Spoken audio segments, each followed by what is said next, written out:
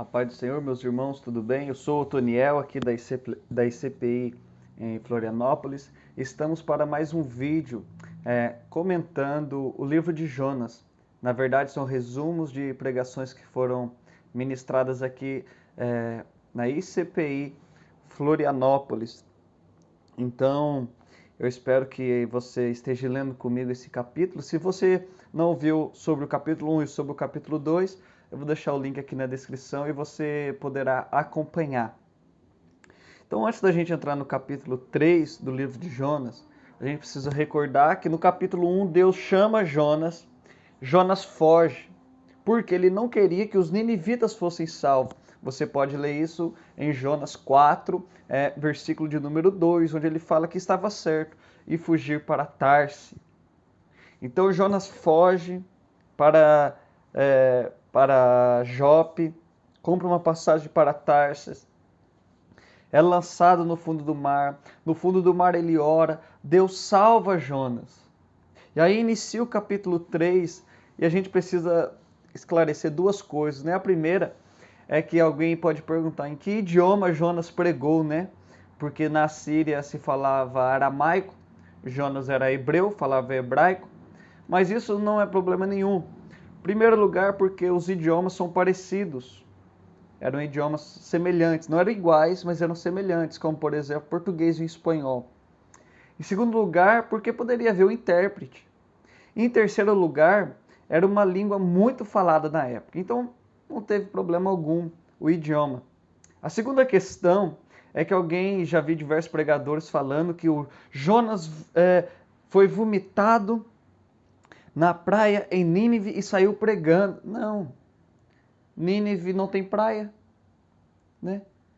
Onde Jonas foi vomitado? Provavelmente na costa, perto de Jope, a 800 quilômetros de Nínive.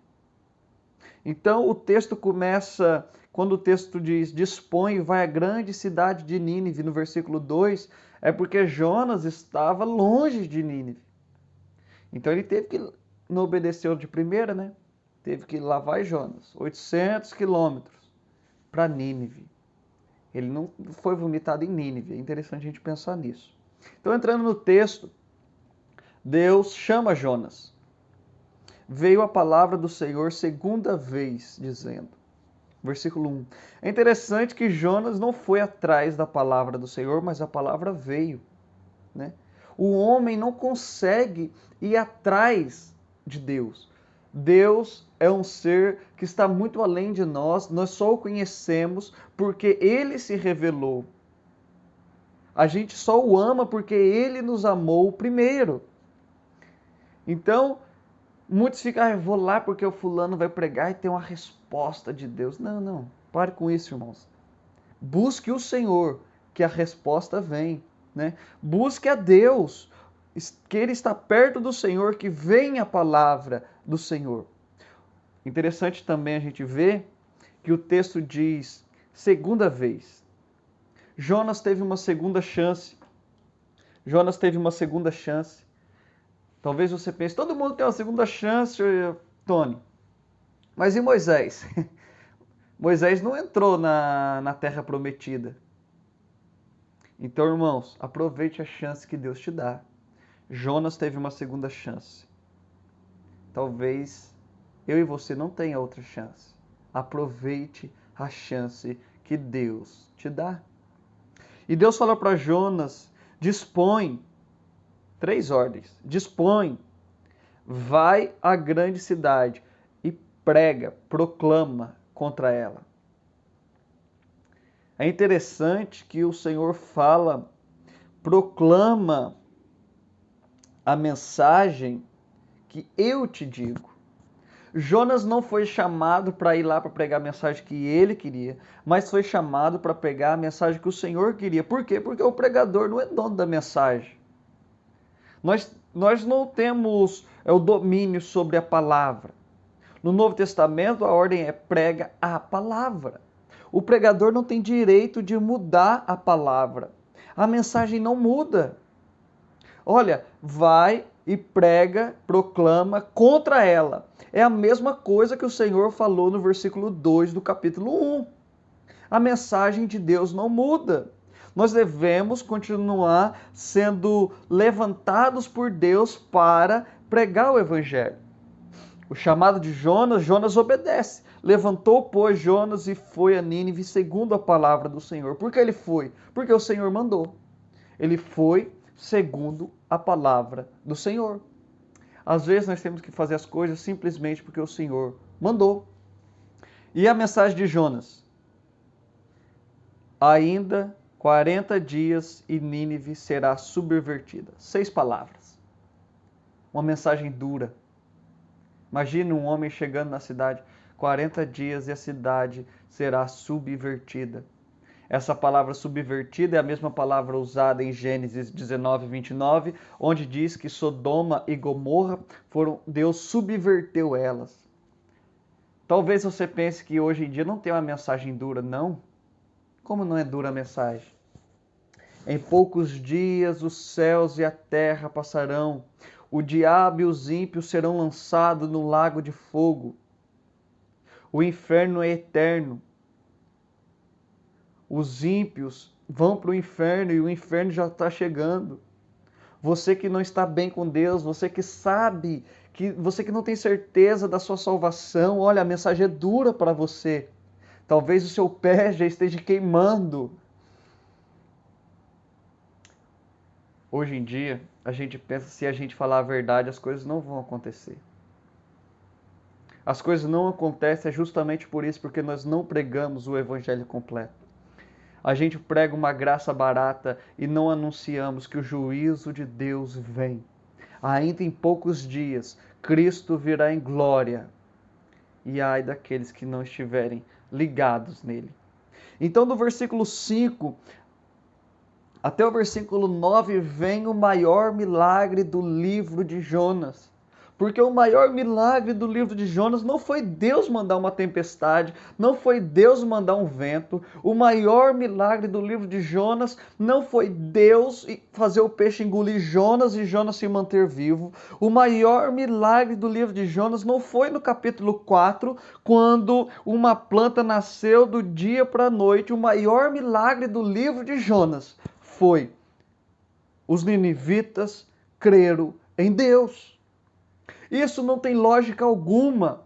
Isso não tem explicação alguma. Um homem estrangeiro chega numa cidade poderosa, talvez com a pele esbranquiçada dos astos da barriga do peixe. Ele caminhou 800 quilômetros, chega lá cansado e prega. Ainda em 40 dias essa cidade será destruída. E o que acontece? Os ninivitas creram em Deus. Por que eles creram? Porque a mensagem é o poder de Deus.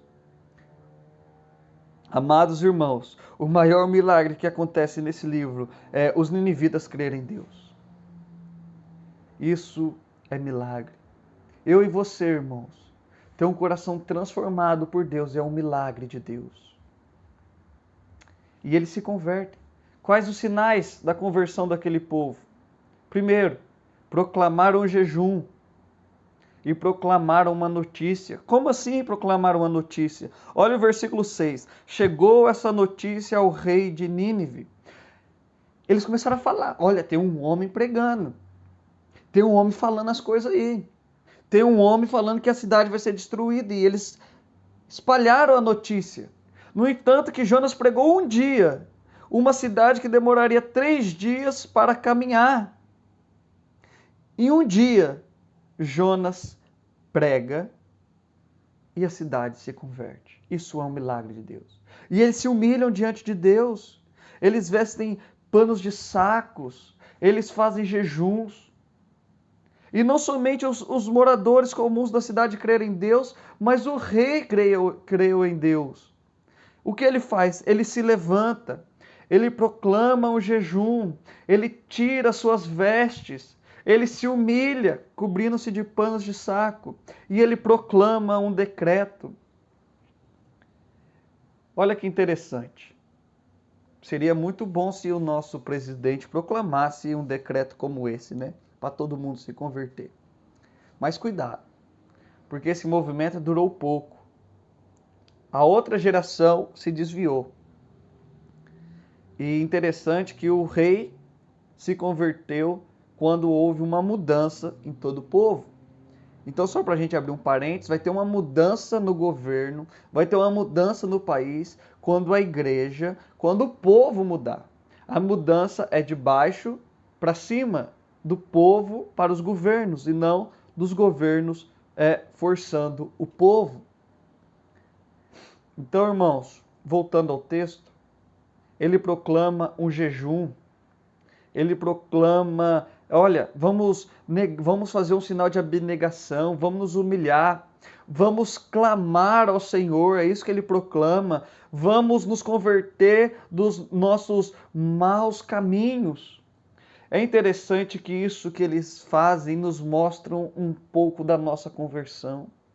Jonas, para sair do seu conforto, se levanta, o rei se levanta. Isso me ensina, irmãos, que quando nós nos convertemos, não tem como ficar em uma mesma posição da qual estávamos antes. Nós temos que tirar as nossas vestes reais, as nossas vestes do mundo. Nós temos que tirar a nossa vida velha. Não tem como colocar remendo novo em vestes velhas. Nós temos que nos humilhar e proclamar. O povo proclamou, Jonas proclamou, o rei proclamou. É interessante que o clamor só teve valor porque foi seguido de conversão. O versículo 9, se você ler comigo, mostra que o rei entendeu algo. O que ele entendeu? Olha o que ele diz no versículo 9. Quem sabe Deus se voltará? Quem sabe Deus não vai nos destruir? Ele queria dizer, olha, a gente faz tudo isso. A gente jejua, clama, a gente se converte, mas quem sabe Deus não nos destrua, porque ele se viu perdido. Ele viu que tudo o que ele fizesse não ia ter mérito algum diante de Deus. Ele dependeu de Deus e não das suas obras. Ele estava dizendo, o meu jejum não pode me salvar, a minha humilhação não pode me salvar, só Deus pode me salvar. Porque, como diz o versículo 9 do capítulo 2, a Deus pertence a salvação. Então, vem o versículo 10, onde fala, viu Deus o que fizeram, como se converteram do seu mau caminho, e Deus se arrependeu do mal que tinha dito que lhes faria. Vamos explicar primeiro esse arrependeu. Esse arrependeu não quer dizer que Deus não sabia o que ia acontecer. Deus sabia o que ia acontecer. E não quer dizer que Deus se arrependeu porque pecou ou porque errou. Esse arrependeu é apenas uma linguagem para nós compreendermos.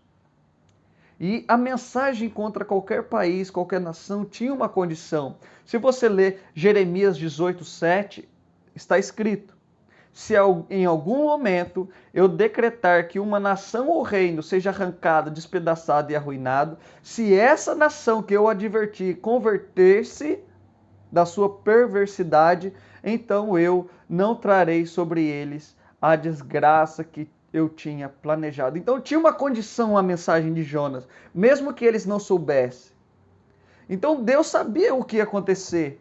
Deus sabia que era uma mensagem dura e sabia que eles iam se converter. Então, a mensagem dura não muda. Deus não mudou seus planos. Irmãos, a mensagem dura é como o sol. O sol que derrete o gelo endurece o barro molhado. O sol é o mesmo, mas quem recebe os raios solares que vai ver o que vai acontecer. Então Deus manda uma mensagem dura. Eles tinham uma opção, crer ou não. Se eles crescem, eles não seriam destruídos. Então, essa expressão arrependeu é apenas para a gente entender que se eles não se arrependessem, se eles não se convertessem, eles seriam destruídos. É uma figura antropomórfica, para nós entendermos. Porque a Bíblia foi escrita em linguagem humana. Porque se fosse escrita em linguagem celestial, ninguém entenderia, né? A Bíblia foi escrita para homem entender. Então, o que Deus viu? Deus viu como se converteram. O texto não fala que Deus viu a humilhação deles. O texto não fala que Deus viu o clamor. O texto fala que Deus viu que eles se converteram. Deus viu que eles se converteram. Então não deu a destruição que eles mereciam. É interessante que como Deus salva eles é a maneira que Deus nos salva. Jonas foi enviado a anunciar a vontade de Deus. Eles ouviram e se arrependeram. Deus os salvou. Como que Deus nos salva? Enviando Cristo a mostrar a sua vontade. Nós ouvimos falar de Cristo, cremos e nos arrependemos e somos salvos. Nós ouvimos a mensagem de Cristo e fomos salvos. Então, irmãos, esse texto, capítulo 3 de Jonas, mostra que como a salvação não depende de quem prega, não depende de quem ouve, mas depende de Deus. Deus é quem salva. Então, eu quero te fazer uma aplicação sobre tudo isso que foi falado. Como ter certeza da salvação? Sabendo quem te salvou. Se você sabe quem te salvou, você tem certeza da sua salvação. Se foi você mesmo que se salvou, você está perdido. Mas se foi Jesus de Nazaré que te salvou, você está seguro. Que Deus te abençoe. Leia esse capítulo 3 novamente e que Deus possa falar contigo. Algo que marcou você, você pode deixar aqui no comentário.